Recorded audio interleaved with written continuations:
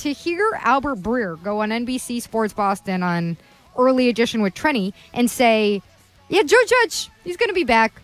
Yeah, he's going to have some coaching position on this staff. Is he coming back? My understanding is Joe Judge is going to be on the 2023 staff in a different role.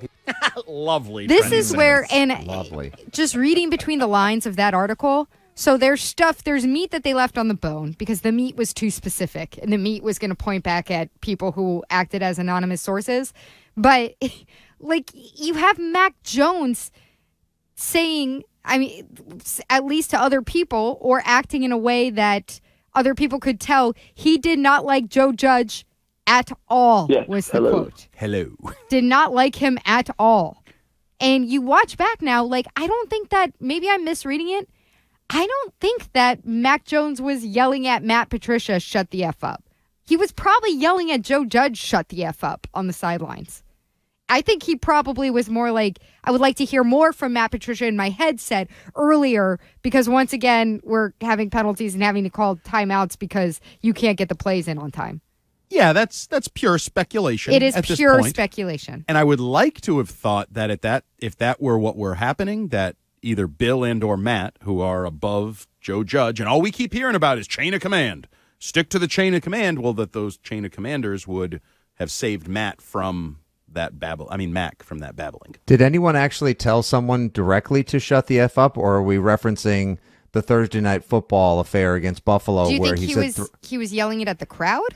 No, Mac at no point did he ever, or at least to the best of my knowledge, I never saw Mac on Amazon or a national broadcast tell someone directly to shut the F up. We saw him say, throw the effing ball. Yeah. The quick game effing sucks. No, the second time there was a shut the F up. Yeah, there was a video. He gave that little waving, he was waving somebody off whatever the play call was. And we perceived it. Said shut the F up. We perceived it to be coming through his headset, that he was referencing whoever that person was who was digitally connected to him. I don't know who that was. Whoever he was yelling at the entire program and system. I mean, who he was specifically yelling at almost kind of doesn't matter, because if he's yelling at Patricia, he's probably still angry at Judge. If he's yelling at Judge, he's mad at everybody. What if he's yelling at Bill? He's got balls like you wouldn't believe. Some serious stones. I think it matters, but to Jack the Jones point mouthed off. We haven't seen him since. This is true. Yeah. He spoke up in a meeting. Suspended. Oh, well, you did talk back to Bill. So this is, I keep referencing this. So we actually have the audio. This is from Pat's Interference, which is Andrew Callahan's podcast. And he had Karen Gergian on there yesterday just so they could kind of explain some of their processes and putting together this article and where they see the program going now. And this is what he was talking about in terms of what didn't get into the piece. I can say, and Karen can as well, with 99% certainty that the 2022 Patriots offense was worse than even we shared and reported. Because, again, kind of behind the scenes of how this process works, as you hear things, as people pass along information, the only reporting you can do is stuff that you can confirm independently from that source. So everything there that's in that story is airtight. It happened. There's no question about it. That is the truth. There are other nuggets, though, or rumblings or things told to us, either confidentially that we couldn't confirm, or we're told this can never come to the light of day because that will, reveal the source or the area of the department or team that it came from or the locker room. They're not included.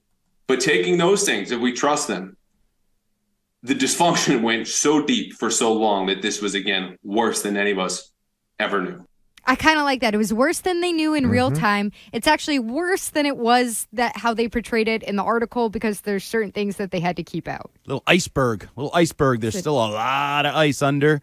But how could it be worse than, I love Coach Belichick, but he effed us. But outward insurrections that could have been tamped down? Andy and Fitzy, I'm sure that you guys have both heard rumors or rumblings about certain things that happened this season. Sure. That I was told to sit on things a while ago. Sure. Yeah, that were mismanaged, or you can't really say this out there. Like and they're not in this piece. Right, but it was not awful. To say those we things, knew it was awful. Yeah.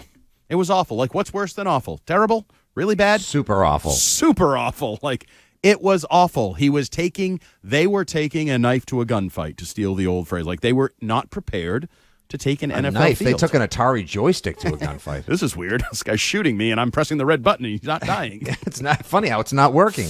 Yeah, no, it was really bad. And I appreciate the clarity that these quotes have brought to it and the personal nature that I think they brought to it, because I think that is important here. Like, there was some personal stuff going on. This wasn't just, our playbook stinks. We don't have answers. Like, as I'll say it again, Tom Jackson was just 20-something years too early.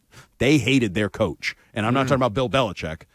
They hated their individual coaches, Matt Patricia and Joe Judge, for good reason. This wasn't flippantly back in 2001. This was 2002. This was like now, here, reasonable assertions for professional athletes, in my opinion. I think the powder keg was lit way back in the spring during organized team activities when they asked what the defensive responses would be to some of these new play calls that were being integrated into this refashioned, reconfigured, and streamlined playbook, and they didn't have an answer for it. And that's immediately when players complained, found the DMs they wanted to slide into, and let people know about how dysfunctional things were. So even before you and Giardi and Curran and Perry and all, Andy, got to find out exactly how bad this offense looked, how slap blank it looked back in July and August, they were lighting signal flares by the side of the road in May like, help, there's people here that don't know how to call an offense. We're screwed. We're doomed. You know what? They hate their coach. Thanks, Tom.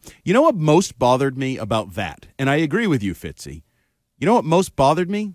That was the root of the supposed sanity of this plan. So I'm asking Matt Patricia, when he installs something, well, what do I do if the defense does this? Mm-hmm. I'm asking a defensive coordinator. So reverse engineering, as you say, Fitzy. When you were a defensive coordinator, Matt, you should have known a couple things. Mm-hmm. What you thought the offense might do when you did what you do as a defensive player in this situation, what you didn't want them to do because it would actually put you as now in a defense in a bad situation. So how did he not have those answers? Like, that bothers me, that he didn't have that breadth of knowledge from his defensive background. What Mac kept telling us, why did he not have it? And I think it goes back to what I do credit this piece very much for, because it is a lot of what we knew as it was happening. And we're trying to call as it was happening. And you guys who are down there every day were telling us every day, this is how it looks, this is how it's happening, for months, even before we got to week 1 game day. But I think it was incredibly important how they framed it from the top, that everybody was trying.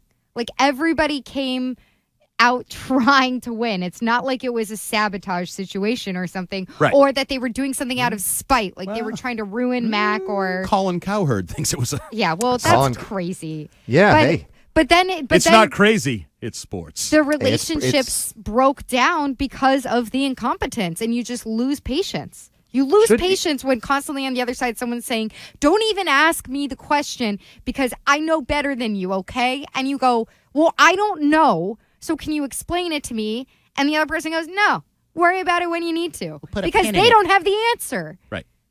But why didn't they have the shouldn't answer? Every play have been designed? If you're reverse engineering a playbook, having been a defensive coordinator for years, a high leverage defensive coordinator no less, shouldn't every play have been designed? Here's how a defense responds. I know all the weak spots. I know how to get around the firewall. That's exactly how they were designed. Right. Or they should have been designed, which is what makes the offense this past year so friggin' infuriating, is because there was none of that intuitiveness in it. None. And then it gets back to the higher level. So we blame Bill for the decision to put these guys in place.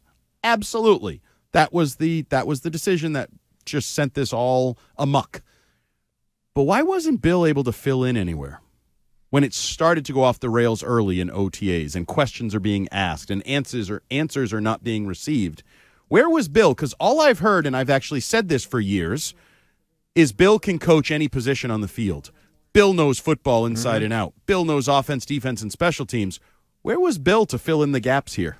So it's interesting that you bring that up, because it brings me back to training camp when there was that joint practices and there was a couple of series in the red zone where Bill was calling plays. Yep. And we all went, oh, my God, Bill's going to be the play caller. This is amazing. He's going to be out there with the sheet. Well, we never saw that. But again, Albert Breer was on on Early Edition with Trenny last night, and this is what he had to say about that. I think Belichick feels responsible for a lot of what happened on offense, and I do think that there was more involvement. Belichick had more involvement in play calling than anybody knows on the headsets, on game day. And so, I think that there is a feeling that Matt Patricia is taking a bullet here and has taken a bullet for a lot of stuff that there were multiple people involved with. And so I think on Bill's part, there is at least a little bit of an effort to do right by Matt Patricia and Joe Judge, who he put in a very difficult position in 2022. So Bill was way more involved in the offense than it appears to anyone else. And now Matt Patricia is the biggest human meat shield for Bill still at this point, because everyone's going, God, that must be the worst offensive coordinator in Patriots history. Meanwhile, Bill was also in the headset. Does it make you wonder, though, was there some point during all of this where Belichick thought, how much better will I look? How awesome would this be if I'm able to just, while using my buddies and being involved in the offense, how great would this be if not only am I considered one of the greatest defensive minds in the history of the NFL, you know what? I'll do the offense as well. Like that he almost like that the hubris, the arrogance, whatever his belief in himself, the excessive confidence. Do you think there was a point where he thought, you know what? This would be pretty great if I could do this? Sure. Absolutely.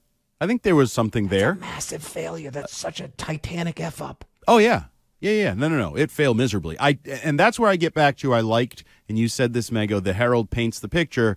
Everybody was trying. This wasn't intentional. Like, everybody was in good faith going into this operation. I would include Bill. I think he believes a good coach is a good coach.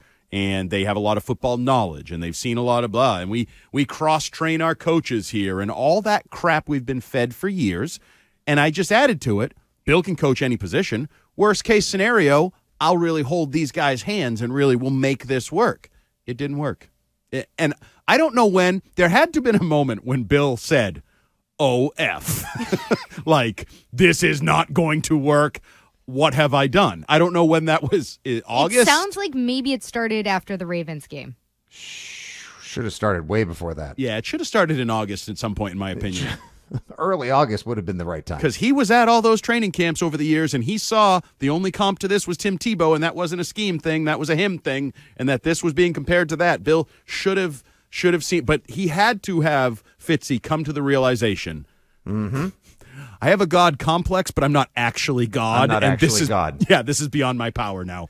We've gone too far. And now we have the ultimate tell. We don't have to wait years from now for the book by, Seth Wickersham or somebody else telling us how dysfunctional this entire season was.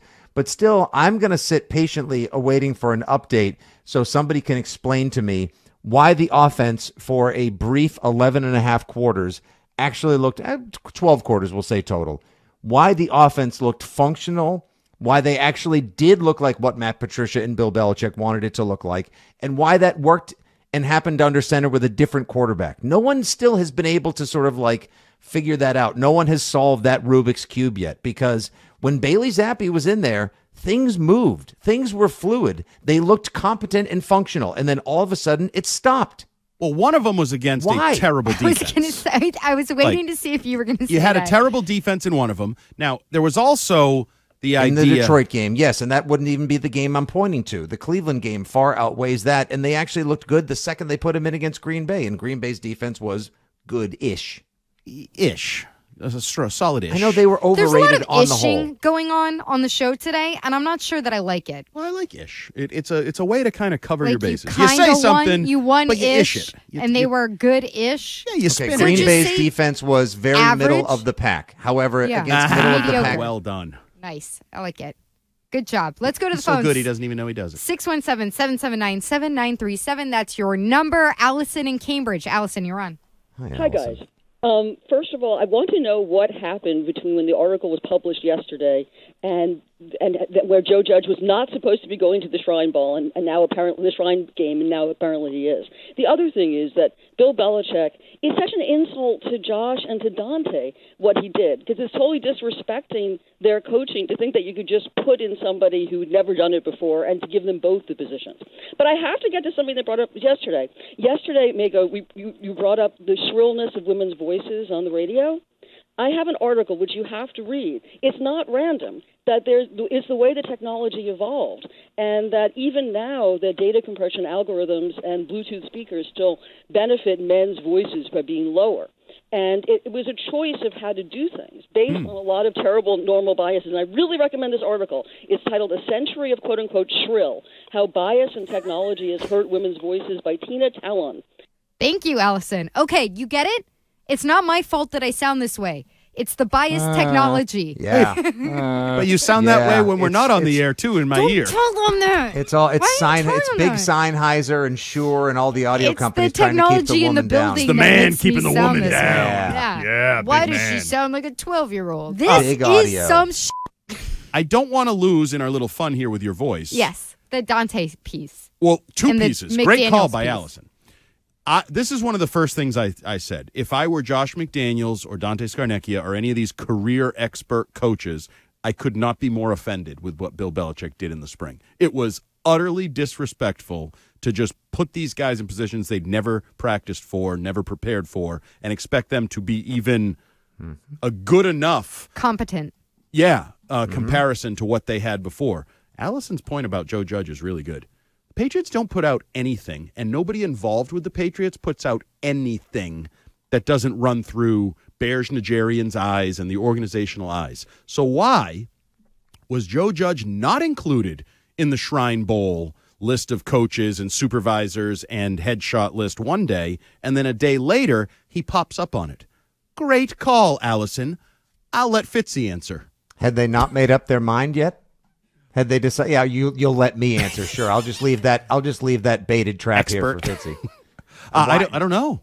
Okay, There's give me possibilities. It's a complete mystery. It's why one day are we hearing Matt Patricia may very well be sent packing with his bindle over shoulder down the railroad tracks of life, and next day it's like, well, now he'll probably find a place in the organization. What's a bindle?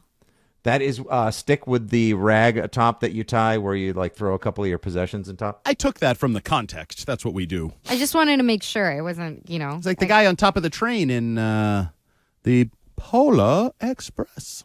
Let's take another call real quick. This is Joe in New Hampshire. Joe, you're on. What's a bindle? Hi, I wanted to talk about Mac Jones and Bailey Zappi. Sure. I just have a question. How many quality wins does Mac Jones actually have in 2 years? I have 1 against the Titans last year. That's it. One quality win. They beat the Buffalo Bills, but he threw the ball 3 times. Well, in that quality win, sir, he was actually facing none of their starting receivers, none of their starting running backs, and a defense that I think had 5 substitute starters. So technically it's a quality win because they came in with a winning record, and yeah, they did get the dub, but it's not exactly like they faced anything resembling the Tennessee Titans at full strength. And that was the case also in a number of the wins last year. Cleveland. Like when they clobbered Cleveland, when they went down to Atlanta, they faced compromised or injury-riddled teams so frequently over the 7-game stretch that it duped many people, myself included, the Foxborough fanboy, or as Andy likes to call me, the Foxborough fraud. It duped a lot of us into a false sense of postseason security or achievement. But Fact. Can I flip the script a little? And I don't know what we're using for quality win or whatever, but he could have. This is where Mego's going to scream at me again like she did in the first segment. Did they not have a quality win against the Colts because of Mac Jones? Or did Dante Hightower and Devin McCourty allow Jonathan Taylor to end the game? You know what I mean? Why would I yell at you for that? But hold on, Andy. See, no, they were put in that position by complete team-wide failure. Mac Jones threw 2 stupid picks. There was also a blocked punt. Everybody contributed to that loss. Right. That was exactly who that's who we didn't think they were to try to pull a different version of Denny Green in that game last year. The pick in the red zone to now known as Shaq, then Darius Leonard, terrible. The pick on the outside flat, on the pass to the outside flat, terrible read, but he's a rookie. It's okay. And the blocked punt, completely unforgivable. Right. So you can't just blame it on the Jonathan Taylor. It's not all McCourty But if they make and that Hightower's tackle, fault. they're in position to potential. And Jets wins. You beat the Jets when they were ahead of you in the standings. Are those not quality wins, even though Zach Wilson gave it to you and you needed a punt return? I think you can parse quality wins. He doesn't have a ton of quality wins. It's also a subjective phrase. Right. Like what I think is a quality win might not be what you consider a quality win. So and there you go. If you lose, there's no baseball term for quality win. But no football term. If you lose to Sam Ellinger, for example, it's a horrific loss. but it's not a quality win, but you took care of business. Like, he's only had the opportunity to have a Also, couple. none of these phrases really mean anything. It's just what you think. So that's what I mean Right. by subjective. Okay. But so we're going to say that he was 30 minutes away from making the postseason twice in his first 2 seasons in the NFL without ever doing a good thing on the football field? Is that how we're spinning this? Is that the tone of that question? We got a break. Mac apologist is coming out now. I do want to shout out the text line 201 who says, tell Mego to deepen that voice. The dogs in the dog park are going crazy. Oh. It's not her fault. It's the 100 years of speaker I have a bias. I have a biased microphone, okay? On the other side,